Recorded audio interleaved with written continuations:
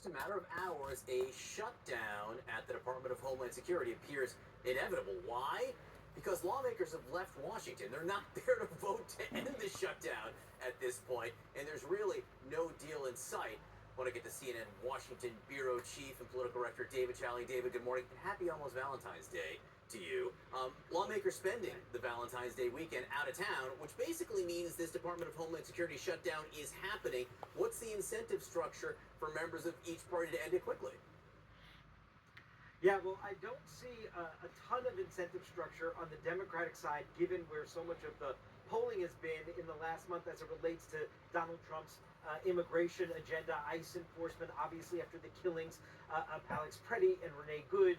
We've just seen a sea change in public opinion around the enforcement piece, and that's why I think Democrats are dug in demanding reforms. Now, what's interesting, John, is we're only here at this obviously very large department, but singular department kind of shutdown here because Donald Trump saw the writing on the wall also and completely capitulated, if you will, to the Democrats to get the rest of the government funded, keep it open, and negotiate with Chuck Schumer over some of these reforms. I don't see agreement yet for these reforms to get the government open, but nonetheless, that is where this is between Donald Trump and Chuck Schumer, basically. So, David, the last week or two, if you squint a little, and maybe not even that much, you begin to see President Trump in a different political position than he has been in. It's not just low approval ratings in polls.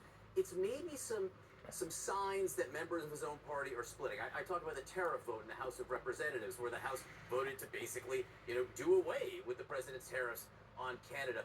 Also, the pushback, some of it, on Attorney General Pam Bondi's testimony to the House, particularly her use of, or her possession of records of Democratic searches of the Epstein files. Republicans, even elected Republicans, not always happy with the administration right now. What are you sensing? Yeah, listen, first of all, I don't think the two things are disconnected, the low approval ratings and the fact that we're seeing some Republicans in this election year starting to buck the president. But I should also note, you use the word split. I mean, those 6 Republicans that voted against the president's wishes on tariffs, yes, that's sort of a new element of political gravity being applied to Donald Trump in a way that we don't normally see it. And yet, it's only 6 Republicans. I think the very last thing we will see in the arc of Donald Trump's political trajectory here is actually members of Congress of his party somehow abandoning him. I mean, if you look at the polling, Republicans broadly across the country, self-identified Republicans, are still very much with the president. And therefore, you see members of Capitol Hill of his party are also with him. But you are right to note, John, this is a new moment. He is at a tougher time, and it is an election year where those folks on the Hill are on the ballot and Donald Trump is not, and they're starting to think about their prospects for re-election more than just loyal support to him as the way to get there.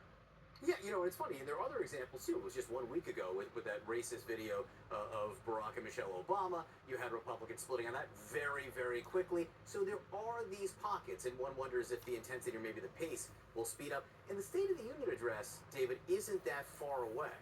And I wonder if the president will use that to finally start talking about the economy in the way that his closest aides are desperate that he does.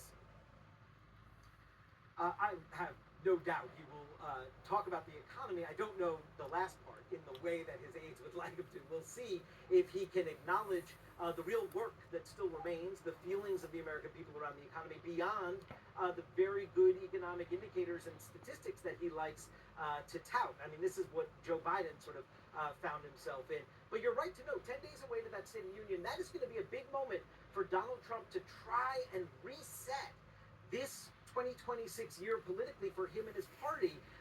It's one of those big moments offered a president. It's an opportunity. But John, we're talking just a week after that, primary season gets underway.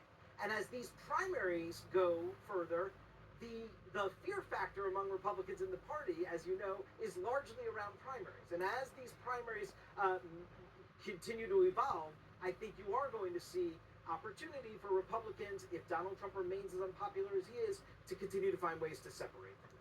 A roadmap of what to watch for in the coming weeks. David Chalian, always great to see you having a wonderful Valentine's weekend. Nowhere more romantic than Washington, D.C.